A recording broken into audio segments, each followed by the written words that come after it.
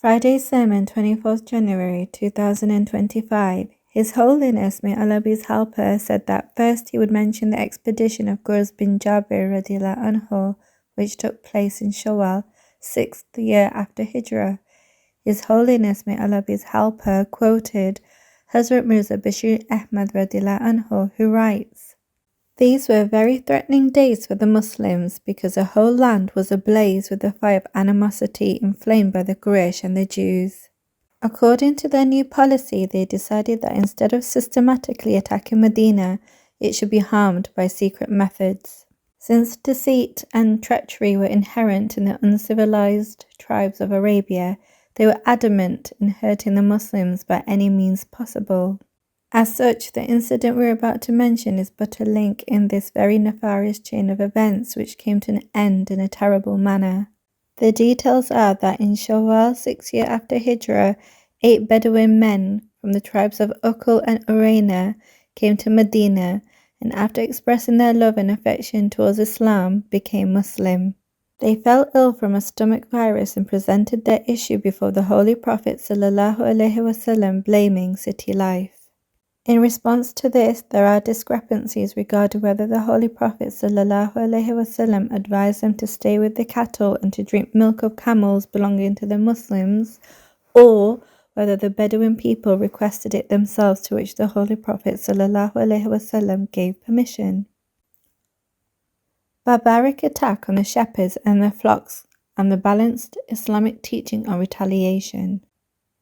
Once these men regained their health, they suddenly attacked the shepherds of these camels and barbarically tortured and mutilated their bodies, taking all the camels with them.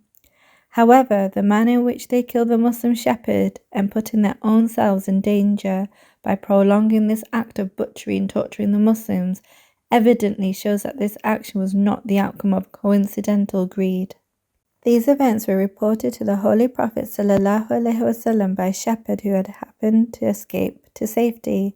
The Holy Prophet ﷺ immediately prepared a party of 20 companions and sent them in pursuit. By God's grace, the Muslims swiftly pursued them and managed to capture them. Muslims tied them in ropes and brought them back. Until that time, no injunctions had been revealed to the Holy Prophet ﷺ as to what should be done with an individual who commit such actions. Therefore, as per his old practice that until a new injunction was revealed in Islam, the way of the people of the book was followed according to Mosaic law. The Holy Prophet ﷺ ordered that just as these cruel people had treated the Muslim shepherds, they too should be treated in retribution and in equal retaliation. However, God had decreed a different law for Islam, and so from there on, even in a state of retribution and equal retaliation, the punishment of mutilation was forbidden. As such, the words of Bukhari are as follows.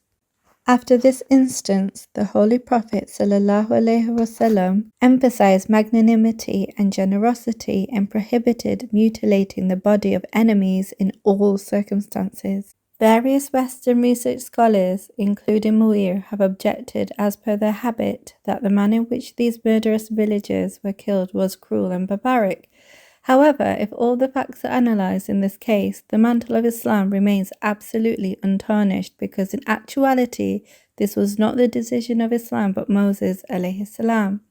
No religion can compare with Islam because it does as it claims.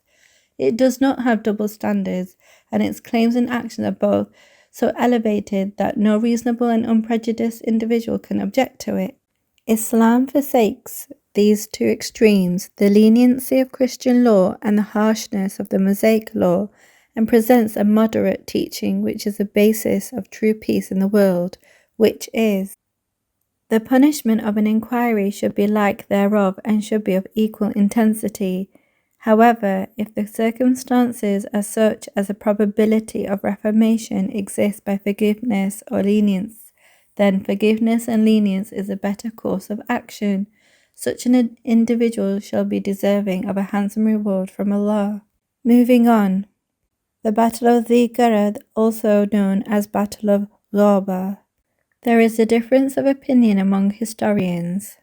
According to Bukhari Muslim, this took place after the Treaty of Hudaybiyah and specifically 3 days before the Battle of Khyber.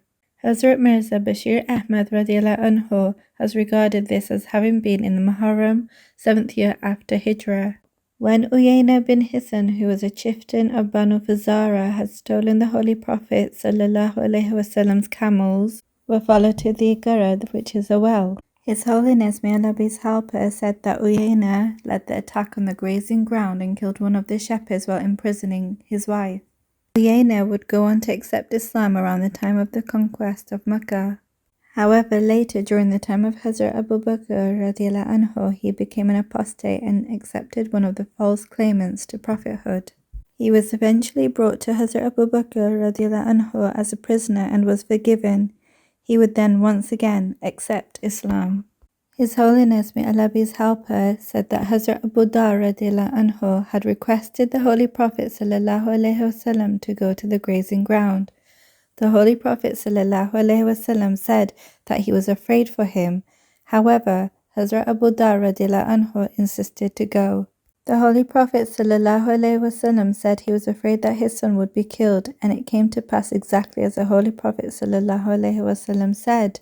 Uyayna attacked at night with 40 men, and when Abu Dar's radiallahu anhu's son went out to see what was happening, he was killed. His Holiness, may Allah be his helper, said that Hazrat Salama bin Aqwa radiallahu anhu learned of the Holy Prophet ﷺ's camels being stolen. He then chased after the perpetrators alone, and upon locating them, he started firing his arrows at them. The Holy Prophet ﷺ set out with 500 or 700 Muslims.